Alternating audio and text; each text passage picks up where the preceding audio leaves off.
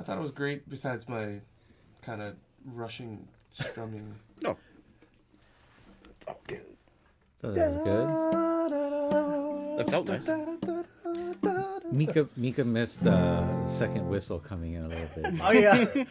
Well, Corey it was had a nice recovery. F instead of an A minor chord. I hit an A minor instead of an Yeah, F. you're right. I was like, oh, fuck, what? I was like, oh. I did miss that little whistle. Which one is more noticeable? Whoops. Thanks for coming, Mika. Back so soon. It's good to be back so soon. Yeah. You should have a monthly spot on. That sounds good. Yeah. We recorded a few lessons for our members too before. I think it went pretty well too. Yeah, I think so, super too. excited how it came out. So. I love your lessons, man. You get It's the always a best pleasure lessons. being here and providing some content for our lovely members and our YouTubers too. So that song always kind of like hit me. It's interesting too. It was written for when the Berlin Wall came down in Germany and the Soviet Union fell, and there was kind of a feeling at that time like there was a lot of talk of world peace. So maybe we'll get back there one day. The guitar Corey has, even though it's not in the news anymore, the people in Maui actually really more than ever need help. The people that lost their homes, they're still not able to get back on them, and they're not able to get permits to start building or anything like that. There's been like a lot of money promised that hasn't been seen. So you got a lot of them living in tents right now, and the money that goes to Maui Food Bank from this guitar is very much needed. So we appreciate your guys' efforts. It's up now for auction. The other instruments are, of course, Rebels, and we just got in a bunch new Rebels, posting them. The one that Kalei has is a new model, double cream. We got some of the other double creams in, cutaway, scoop, bevel, all that jazz. But yeah, what do you think?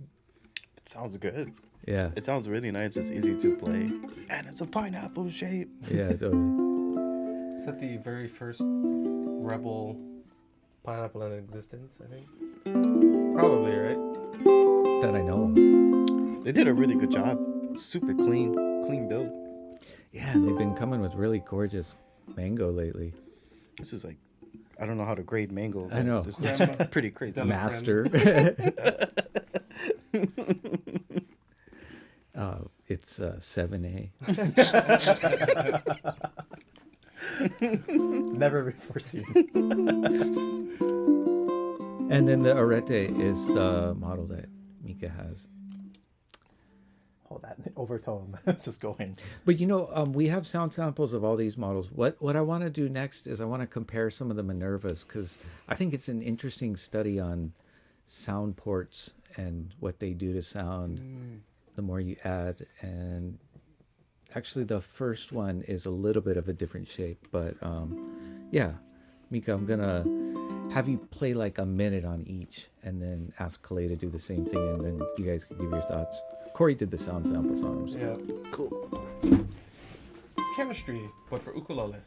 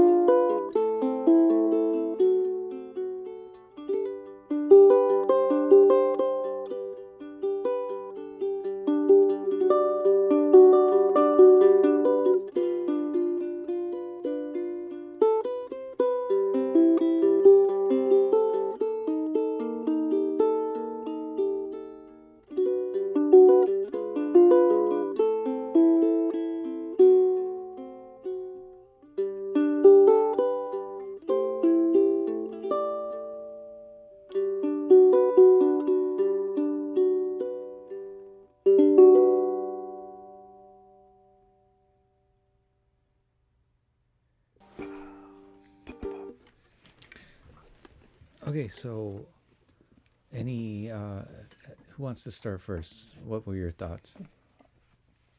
So I would say we went in order in terms of how many sound holes and side ports they had, meaning like the first one had one, and then the next one had more and more and more. And we pretty much ended up with this one, which I believe has 6, 2, 3, and 6 right here. So I would say going in order, it's actually pretty cool because you can see, or for me anyways, you could hear the instrument going from really warm, nice mid-range, which for my ear, I really like that kind of sound. But as soon as you started adding more of the side ports or adding more holes to the instrument, my ear heard it get a little more low end and a little more projection. Yeah, You thought it got more low end I think I got more low end. with more sound ports? Yeah, or like I heard just more like of that like. Oh, that's not what I hear when I play it. No, but that's why I'm But yeah, asking. so, I was just yeah. like, it's interesting how that's perceived. Like it differently. just to me like the one with just the sound hole in the front, it sounded the warmest to me. But as you get more side ports and stuff, there is more like of that. Maybe I'm explaining it wrong. Maybe it's not a low end, but there's definitely something like as you add more holes, there's something more that gives it a little more, like a little more bite, not like treble wise, but like this one I can hear it more on the surface of the instrument versus the one with just the sound hole in the front and no side ports. I felt more of the overall resonance of the sound. What did you hear, Kalei? I thought they started getting a little brighter. Yeah. The more Yeah. side ports and sound holes that were added. Mm-hmm. And that's not necessarily like a bad thing at all, because depending on your style, you might prefer something like that. And I noticed with as more sound holes were added, the clarity got more clearer. Right. Overtones seem to come out. Overtones came out like because there was nowhere for it to kind of just be stuck in the body. It just immediately comes out. comes out. One of them I could hear like some of the instruments kind of Yeah, I think that last reverberating. one, yeah.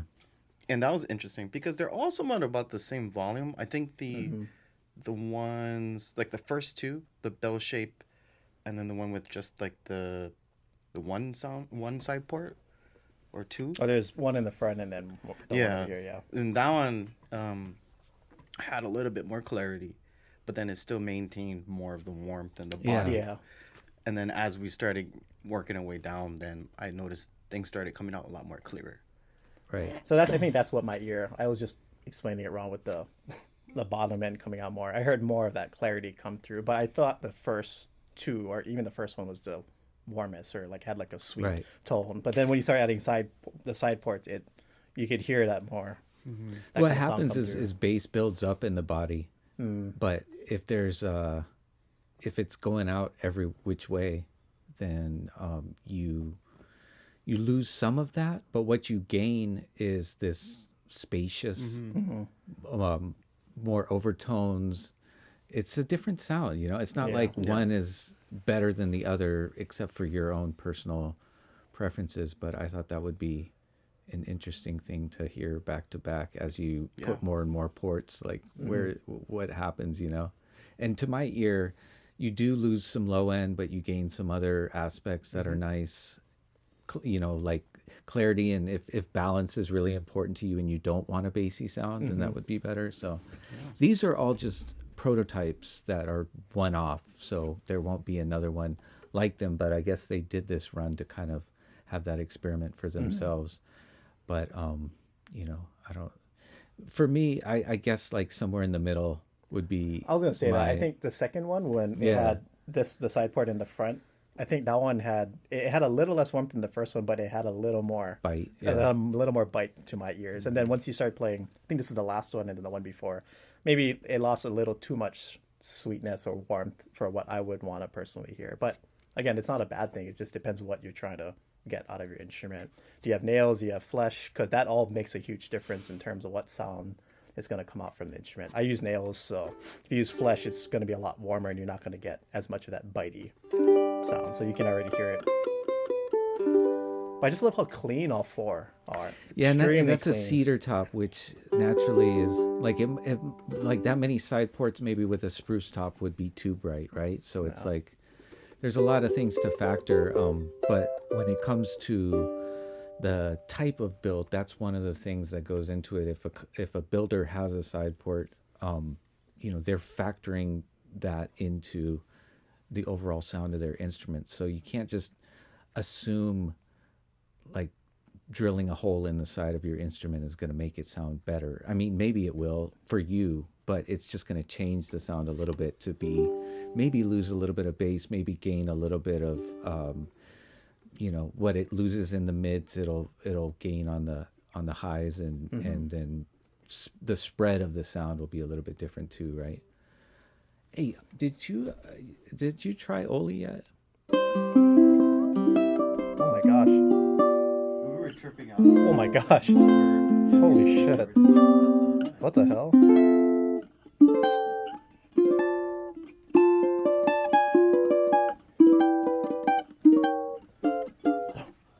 Okay. That one's sold, right? Yes. I have more of these coming in though. Be glad to add you to our sound sample section on the listing. Okay. I'll try to do it some justice.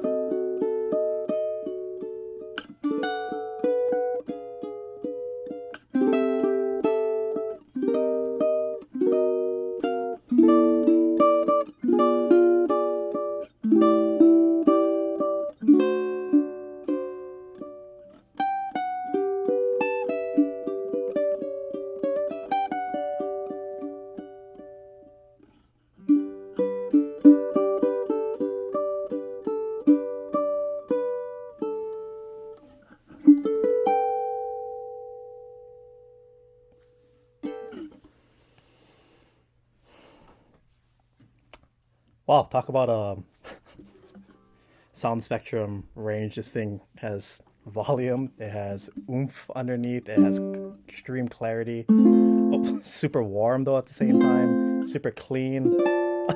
It's still really loud at the top part of the fretboard too, but so clean. Oh my gosh. I don't even have to play it loud.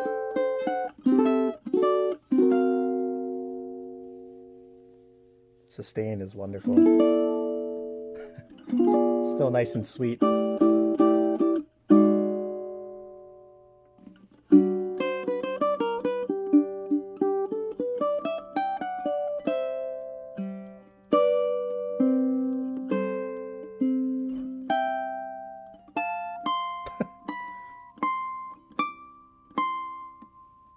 No, we're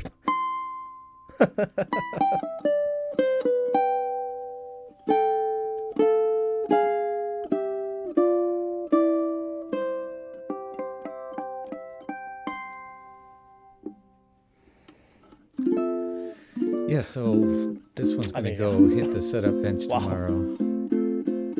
But we have more of them coming in. And for now, I'm going to be selling this model with the Macassar ebony and cedar for 1,500-ish with the case, which, you know, With the I feel arm bevel, feel very confident comfortable. is a good value. Okay, so we just got in a bunch of aNueNues, and yeah, I wanted to compare a few of them, but maybe we can get you guys to jam a tune on some of the new ones that came in.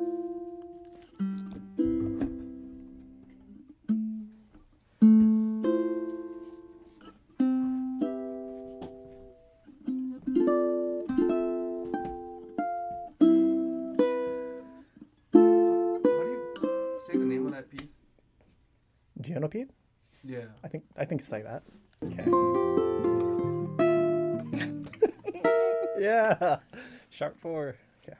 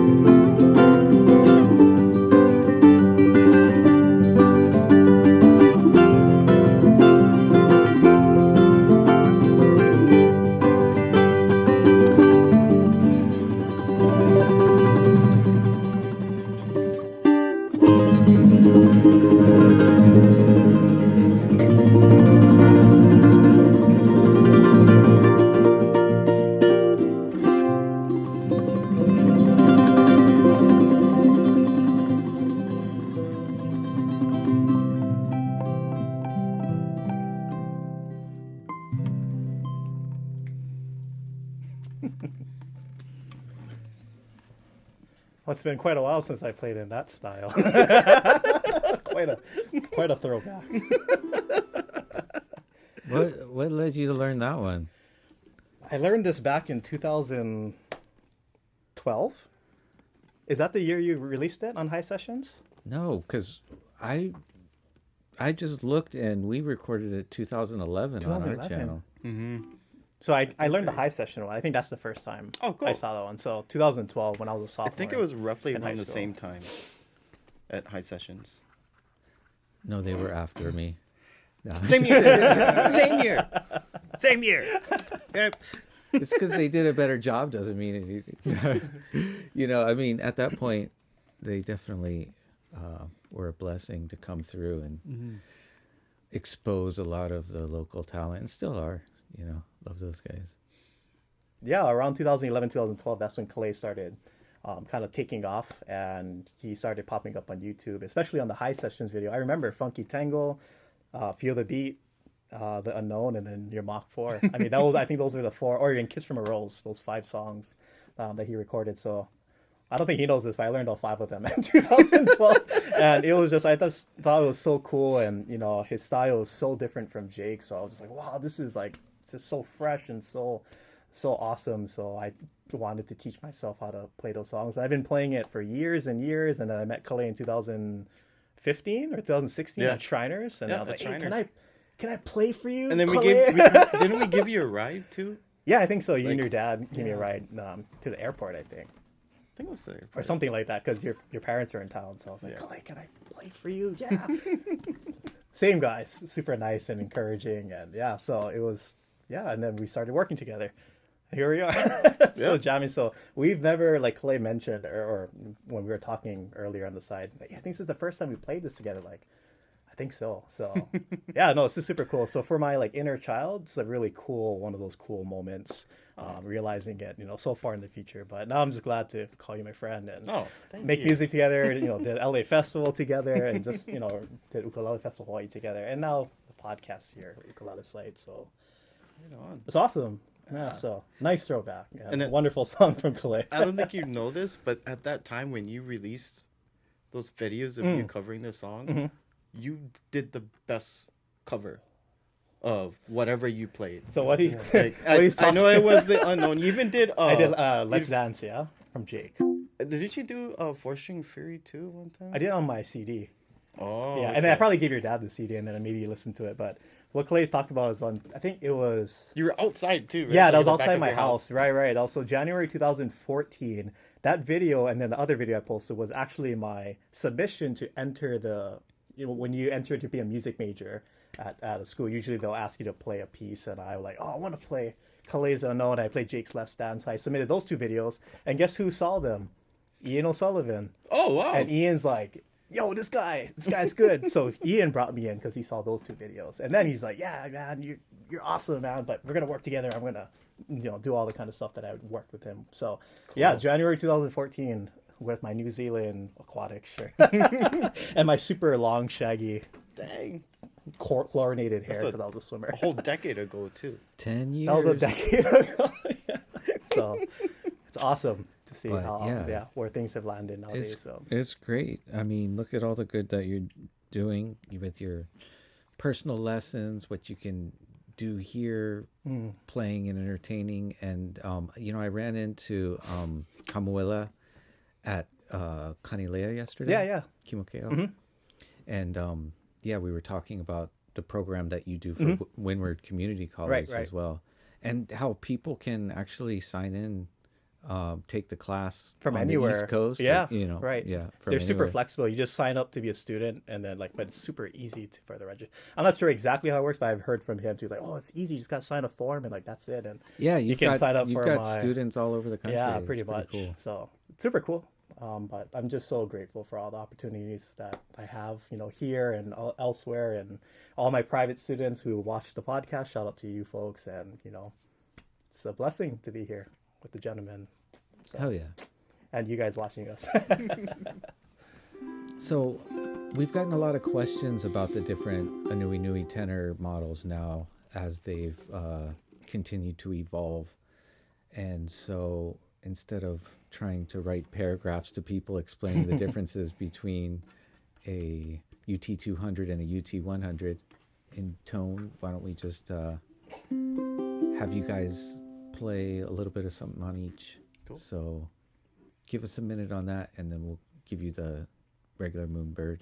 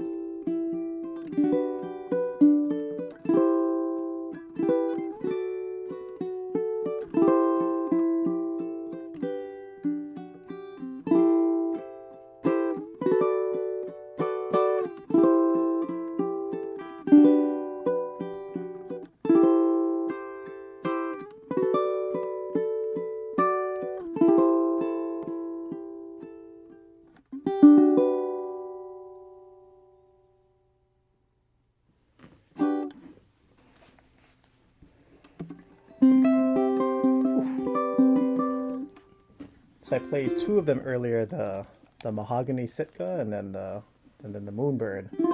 And it's no secret that I really love the Moonbird. But playing both the UT100 and the UT200, man, the UT100 sounds really good. I like how it has like a more rounded sound on the A string. It's not as doesn't have as much punch or clarity as the Moonbird.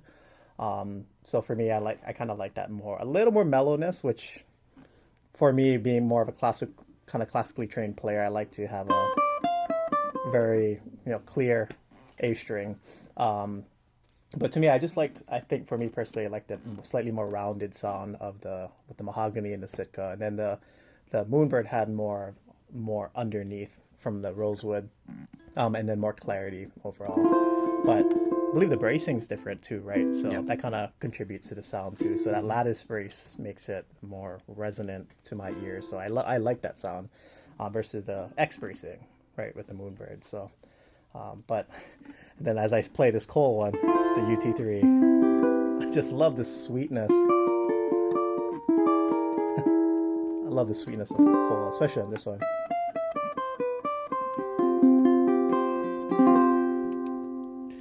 What do you think, Kalei? Love it. I think the biggest difference I hear for me between the lattice brace UT100 and the UT200 is that the lattice brace seems to have more of like an aged open sound from like generally what you'd get from playing an instrument for a long time. It vibrates very evenly. I think it's a very even sound. So depending on how you want to play, you could make it sound warmer or brighter. Technically, you can do that on any kind of instrument, but more so on responsive. Yeah, it's extremely responsive, and that's the type of sound I always did prefer.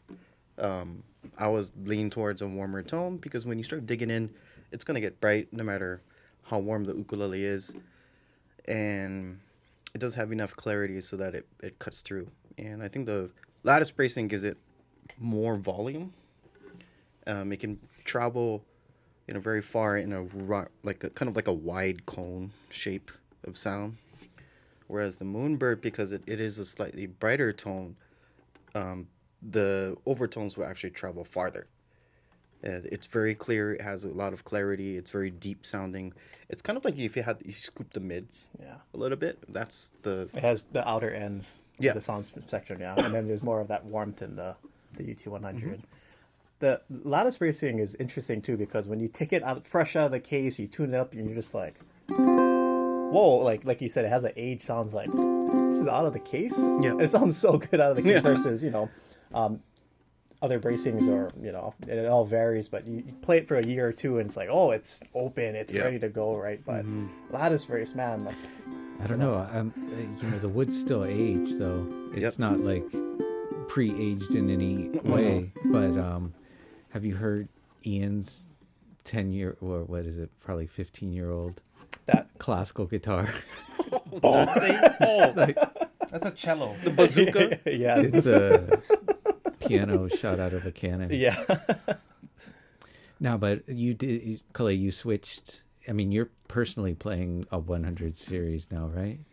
I was playing a 100 series for a little while. In fact, we got one of the prototypes that came in, and I got to spend some time with that instrument and really know the difference between the two bracing styles. Just from going from a Moonbird to something with the lattice brace, and also like all the lattice brace instruments we get to try over here. It's really cool to be able to compare both of them with this from the same factory where they're built, but just in two different styles.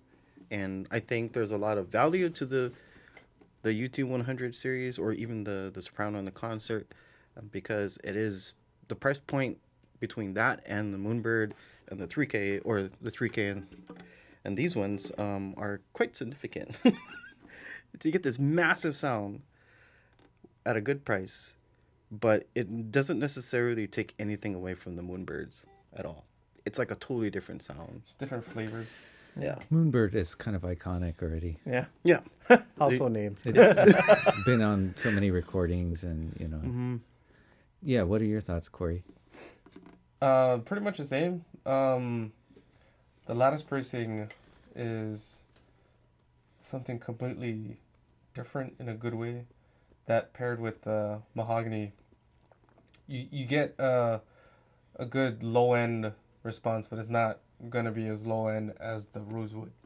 Like there is a thump to the rosewood that you just don't get. It's like a step lower, which is nice. The UT100 is, I think it has a better mid range response, which, you know, if you like a warm, or if you gravitate more towards a warmer sounding instrument, I think you're gonna like that better. It has a good amount of brightness, but I'm kind of wondering if it's because of the fluorocarbon strings, the clear ones, the clear and the black water brightness response is almost completely different. Oh, so our science has a flaw, but It's a little I different. think you're still gonna hear, because they're both fluorocarbon sets, Yeah, similar yeah. gauges and stuff.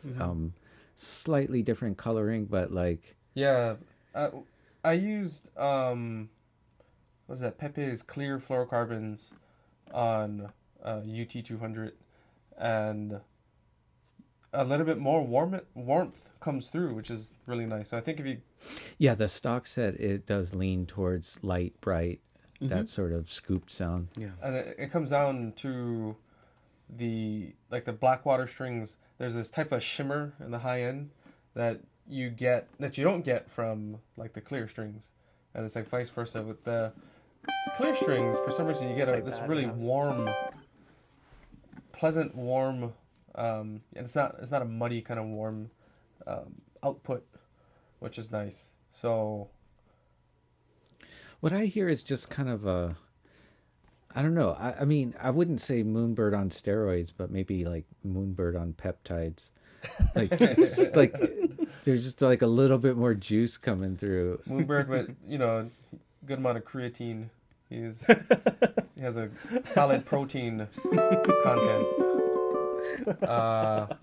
And then the Koa bird is, then there's the cedar bird. So the cedar bird is almost like a mash of two, Yeah. but less of that kind of lower mid-range thump you get from the lattice brace. It's kind of in between the two, yeah. Yeah, that's what I felt like. Oh, I like this. And it's crazy because it's like a combination. The cedar top kind of gives you almost like that lattice brace response you get from the UT100, but then it has the Blackwater strings on it, which you still get that high-end shimmer. It's not going to be as bright as the spruce top, but you still get that shimmer from the Blackwater strings, and a little bit of a darker sound overall. But yeah, I think I'm just a cedar guy, so I probably would have to pick the UT214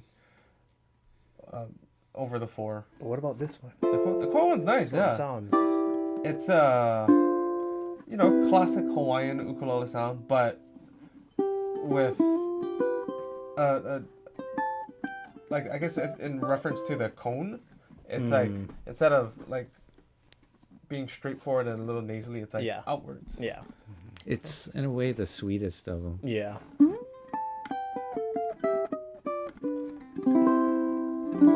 Yeah. It's like the mid range is Love just it's toned down because it's not The a soft resonance. top, right? Yeah. It has a good amount of warmth. It's really warm. Love it. What's the status on having the mahogany ones back in stock? Like the AMMs. No. Oh, the UT. Oh, the 110s. 110s. We still gotta. Just gotta order them. Yeah. we gotta order more. Do it. All right. So, like I was saying, I went to Kanile'a yesterday. Got a load of ukes. We're not going to be able to try them all, but give you guys a little sampling.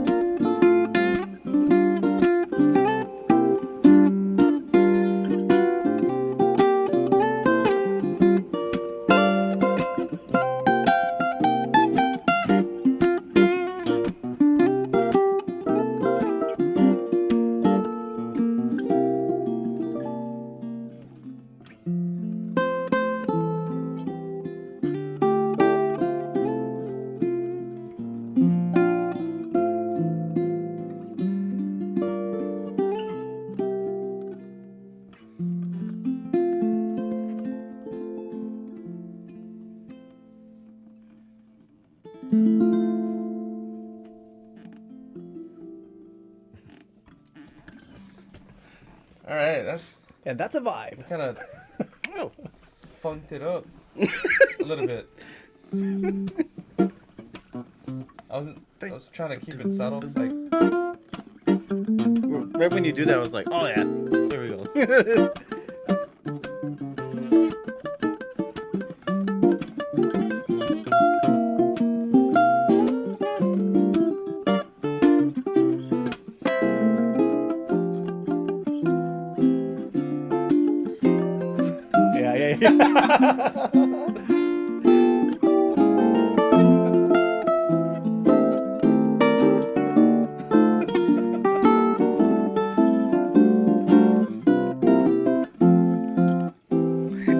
Mika just has to get weirder.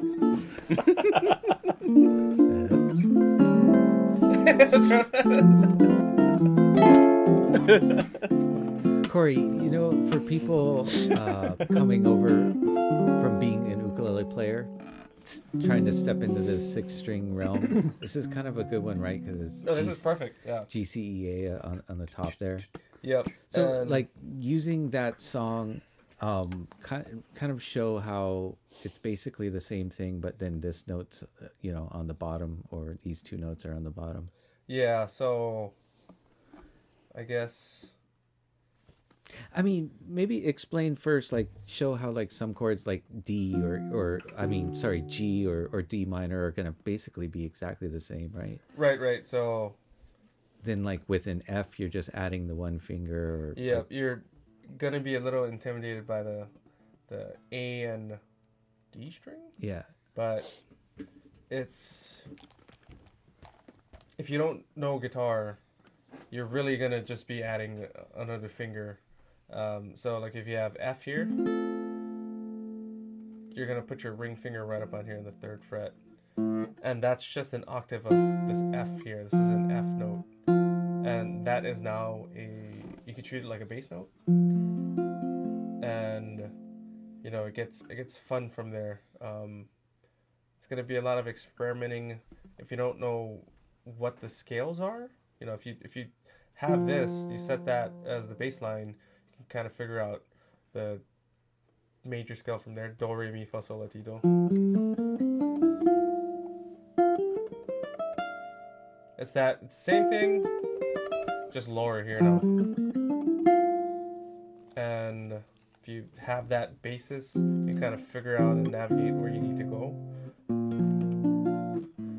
In most cases, you're just going to be adding one finger, unless you're playing, chords like this. This is a B flat. What B flat is here. To fill that in, you have to add these two notes up here. And that'll make it sound a little more complete. You could play it mostly like an ukulele for a while. Yeah. Because the overtones you get on those are crazier than any of them. Yeah. Just from the other strings ringing out.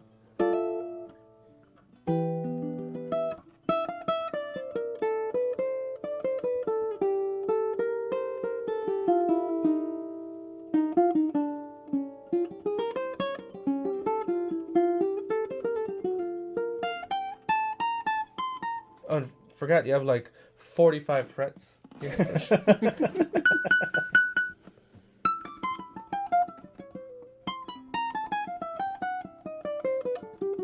Yeah, this is really an ukulele on steroids, because you have more range with these two, and it goes up to. And you have the 20-something baritone body with a tenor tuning. Yep.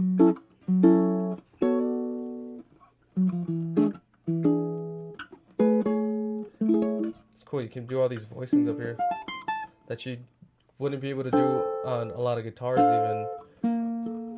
Ooh.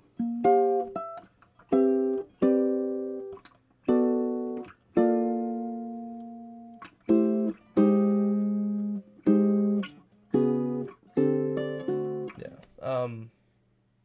But to, I would recommend getting a chord chart for guitar and learning all the shapes from there, because it's the same as ukulele. You have a finite amount of standard major shapes, and you're gonna find that it's not that much harder with the extra two bass notes.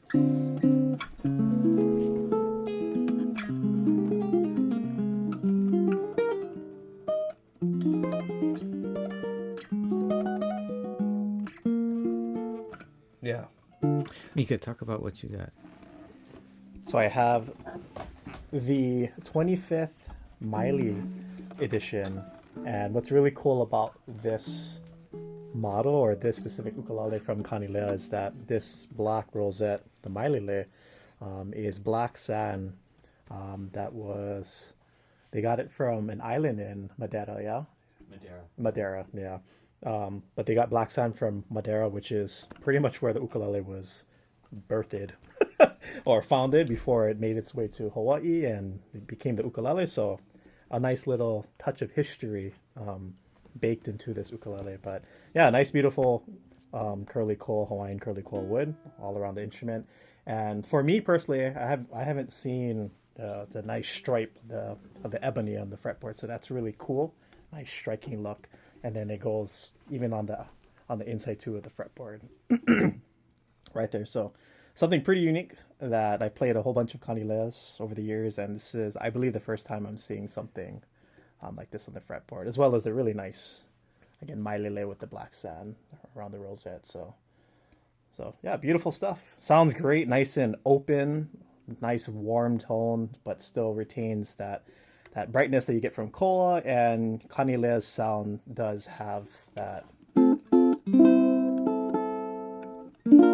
nice brightness, nice sound, but look how warm it is. I mean, it just has that Koa mid-range sound.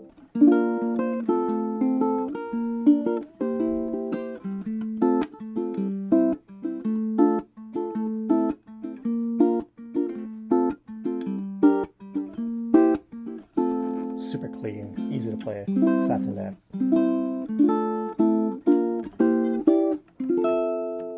Little sweet. Yeah. Absolutely.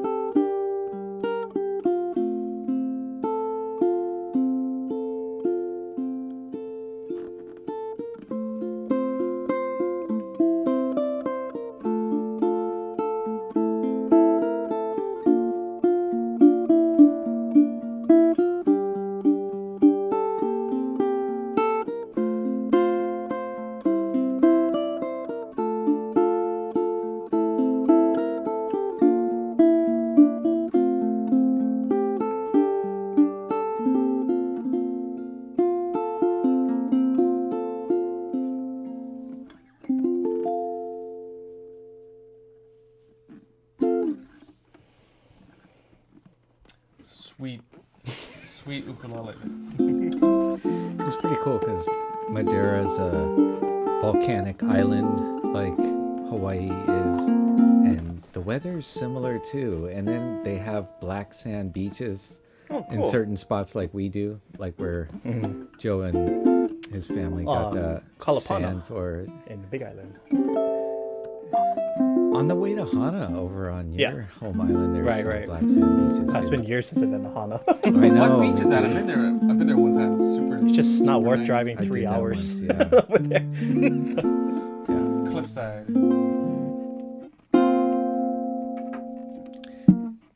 Yeah, and the sugar industry brought them all the way across the world. It's definitely some advantages to Hawaii being the melting pot. Oh yeah, for sure.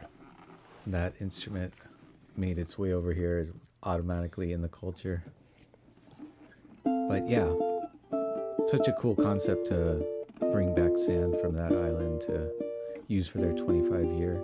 And we got a couple of these super beautiful koa on them. Love it. Okay, so let's do some sound samples on some of them. You know, Kanile'a has discontinued a number of models where they're not going to be making them anymore, like K2s and K3s and KSRs. I like It's kind of crazy, but they're going to be coming out with some new stuff, including something that really impressed me that's quite a bit larger than an ukulele. Uh-oh. Yeah. Watch out, buddy. You're The- going to fall Is in it- love. Uku-tar. Did it arrive? I played it. I was blown away. Oh, man. But, you know, they schedule their release dates on things, so I can't say anything exactly. But, yeah, let's start with Kalei on this DKT master and go through some of what just came in.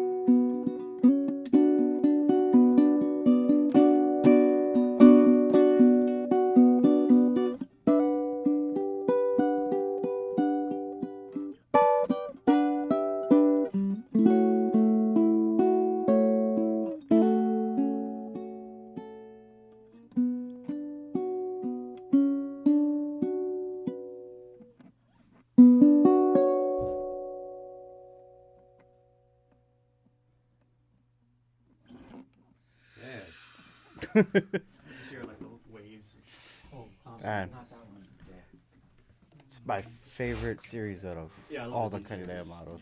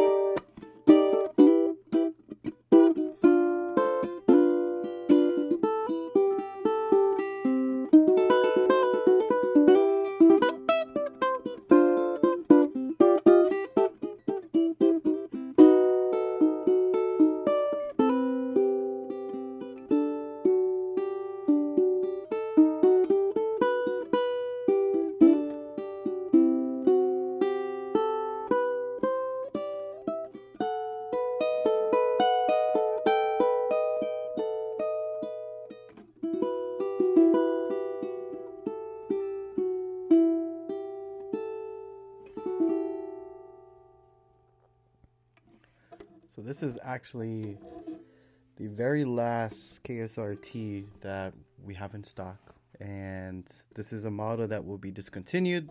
This is actually the KSR-T Premium. It's premium Koa, armrest over here, slotted headstock. We got the Goto Stealth tuners here. Very, very popular model that we've been selling for a number of years, and kind of bummed that we won't be getting more of these in, but I know Kanile'a probably has some really awesome models in the works, so we're looking forward to all the upcoming surprises that will be passing through here in the near future. But for the most part, this is the last one we'll have, probably, unless we find a used one. We won't get any more. So if this has been one of your dream ukulele models to own, get it now. Otherwise, it's gone forever.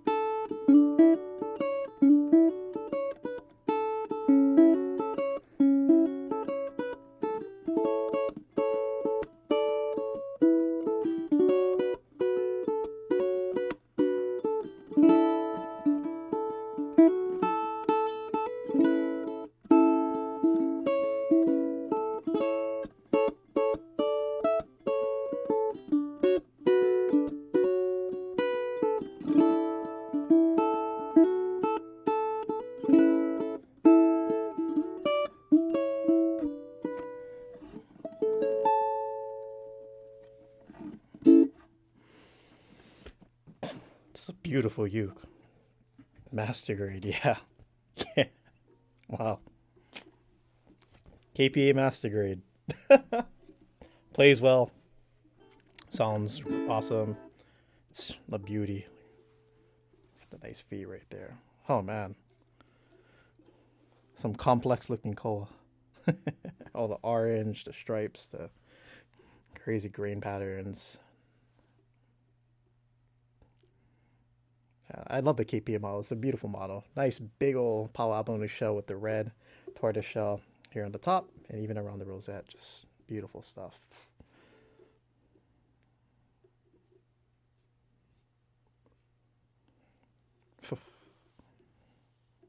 So I want to apologize. A couple weeks ago, when we did the podcast, I was talking the same day with somebody about torrefied mahogany, getting some torrefied mahogany, and then this sinker mahogany Kanile'a came up, and I told the guys wrong information, torrefied mahogany. So we did a sound sample and kind of, talked about it not so correctly. Okay.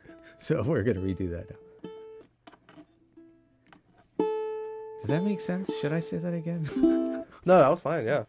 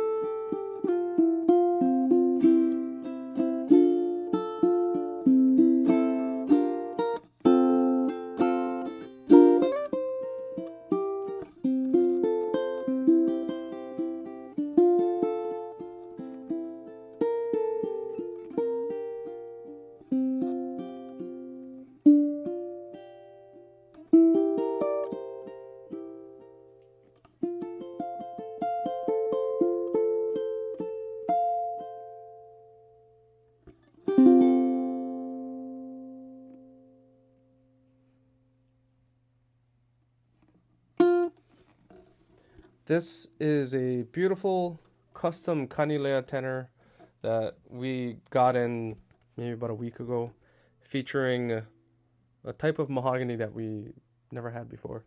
This is sinker mahogany, and as you could hear from the initial sound sample, has a lot of body, surprisingly bright sound, considering mahogany. Mahogany is usually on the warmer and mellower side. This is a really nice, even, not too bright of a sound. The fluorocarbon strings from Kanile'a really help bring out a little bit of that top layer of treble that you don't usually get from mahogany.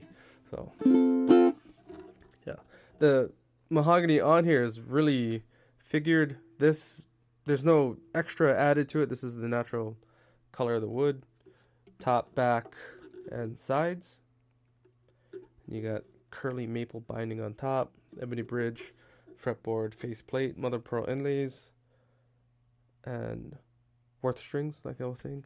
Very good sounding set of strings, matches really well with the Kanile'a sound.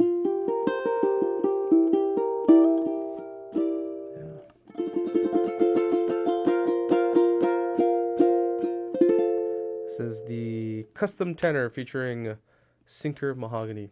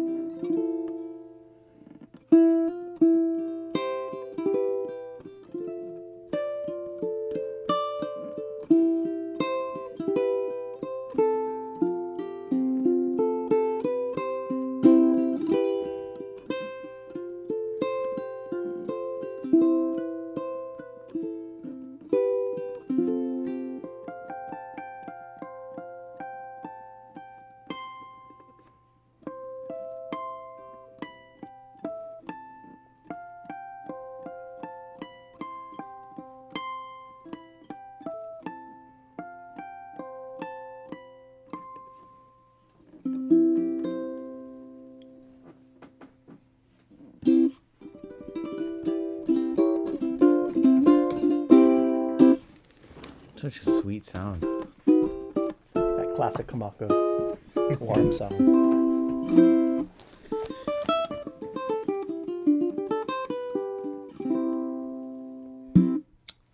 Thank you so much, Mika, for coming down. Always a pleasure. Yeah. I'll be back next month. Yeah. See you here. More membership lessons and more podcasts in the future for sure. So always a pleasure to be entertaining you folks with gentlemen. Yeah. Always a pleasure. All right. So let us know however we can help with anything ukulele.